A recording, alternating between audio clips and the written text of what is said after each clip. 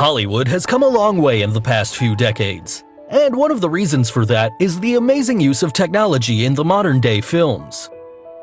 And you might already know that many movies use visual effects to enhance the overall viewing experience. But there are still many scenes where you probably just won't realize if it's a real one or enhanced with CGI. Hello and welcome back, and here's a look at the best movie scenes and how they actually look like before and after VFX. So, let's get started. At number 7, Avengers Endgame.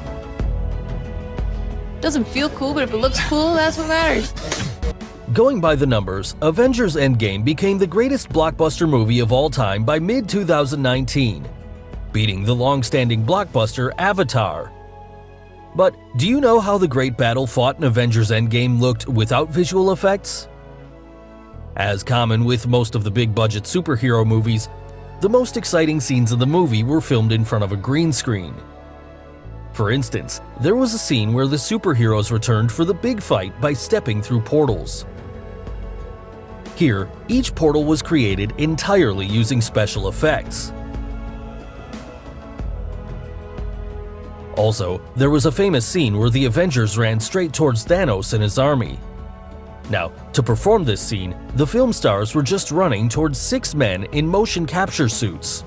The visual effects supervisor Dan DeLue said that having the 6 people facing the actors helped them figure out where their eyes should move during the scene.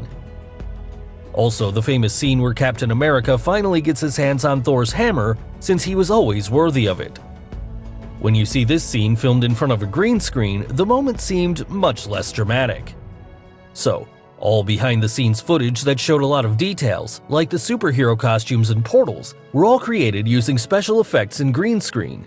And here are a few more great scenes from that movie with and without VFX.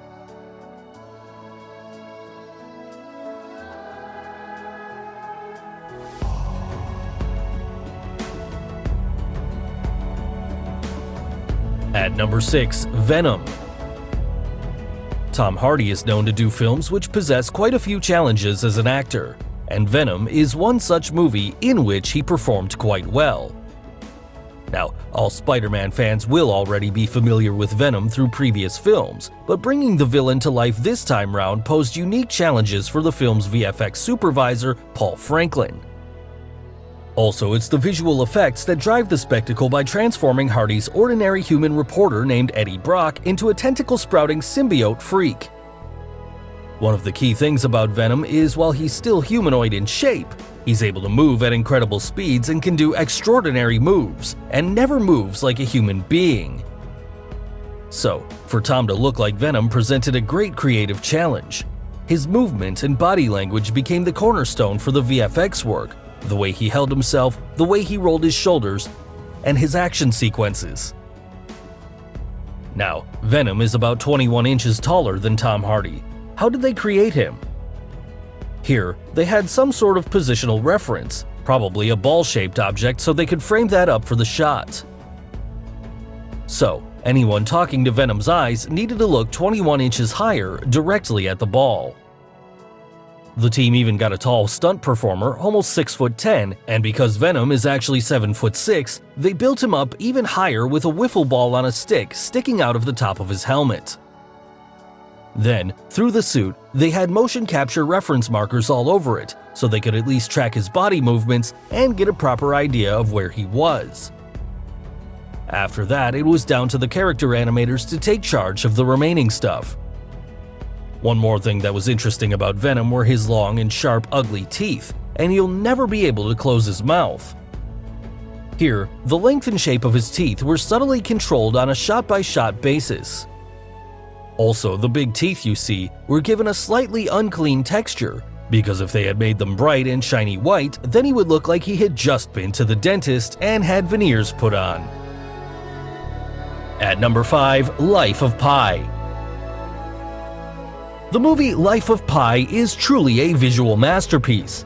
However, there was nothing easy about the making of this Academy Award-winning film. The ocean scenes, which were quite famous in the film, were shot at a giant wave tank built by the crew in an abandoned airport in Taiwan. This tank is the world's largest self-generating wave tank, with a capacity of 1.7 million gallons. One wall of this tank was even movable so that they could take advantage of sunlight.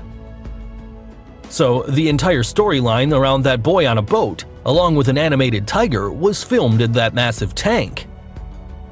Yes, that tiger was actually CGI and wasn't even there during filming. After all this filming, the VFX team then had to work their magic to turn the tank's surface into one that looked like the ocean day in and day out. And to make that ocean look realistic, high-powered wind blowers and strategic CGI work was used to create storm clouds, winds, and the beautiful nightfall. At number 4, the Twilight Saga: Eclipse. The Twilight series is quite famous for the werewolf named Jacob, and the female protagonist in the film, Bella Swan, formed a relationship with that wolf. As you can see in this scene from the third movie, Eclipse, they are quite affectionate while Jacob was in werewolf form, where she pets him. The scene looked quite natural. But in reality, Jacob was wearing a funny suit and bending down. While it all looked funny, it did take quite a serious performance by Kristen Stewart to actually pull it off. That's because, while Kristen Stewart can play Bella as a human easily, Taylor Lautner, who plays Jacob, can't actually turn into a wolf. And that had to be visualized by the director and his VFX team. At number 3, Harry Potter. Welcome to your first flying lesson. Well, what are you waiting for? If you're a Harry Potter fan, then you might very well remember the fictional sport named Quidditch. It's a dangerous sport played on broomsticks. And there are quite a few flying scenes in Harry Potter movies. These flying scenes are filmed differently throughout the Harry Potter series depending on the scene. And of course, it's not actually done in the air. For instance, look at this flying scene. In reality, it involves real costumes and broomsticks being filmed behind a blue screen or a green screen background, where the digital environment is filled in. The VFX team creates the digital environments using a combination of real photography and CGI digital doubles to make for even more frenetic gameplay. The floating books are another cool effect from the movie series. In one of the Harry Potter movies, Hermione is seen holding up books to a library shelf where they float back into place. But in reality, they're grabbed by green-gloved people. There are people standing on the other side of the shelves wearing green gloves and grabbing the books back in. Their hands are removed in post-production, making the illusion as if the books magically float. At number 2, Game of Thrones Season 7. The whole world has gone crazy for Game of Thrones, and the 3 dragons in the series are quite a phenomenon. But, do you know how Dragonstone and the actual dragons were brought to the small screen? Now look at this scene where Dany is seen entering Dragonstone and Jon Snow gets to know Drogon, the biggest dragon in the series. Here, the boat, which is surrounded by ships, waves, and dragons, it was all shot in front of a green screen. And Kit Harington was petting a piece of blue rock, not an actual, living, breathing dragon.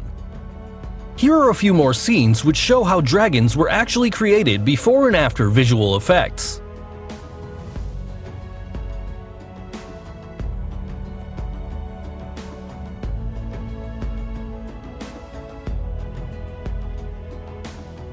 So finally, the number 1 movie in our list, and yes, it's a superhero film. Avengers: Age of Ultron. When you settle in to watch a movie like Avengers: Age of Ultron, you know you're going to watch some CGI. But apart from the amazing actors performing their roles to perfection, the credit also goes to the amazing back-end team creating some amazing visual effects. In order to make the villain look compelling, James Spader was zipped into a motion capture suit and given the freedom to breathe some life into Ultron, the titular villain in the Avengers' second outing as a group. Ultron Prime's design needed to be modified to accommodate all of the acting and sophisticated movements James Spader was performing on set. The wide range of sensors and reference cameras also helped in reflecting James Spader's on-set performance onto a character whose face and body were made up of rigid pieces of metal, in which the face alone had 600 nodes of rigging. As in the previous movie, Hulk was the highlight of the visual effects. With the digital character appearing in 50% more shots than in the previous film, the VFX team took a new approach to the Green Giant's muscles and flesh.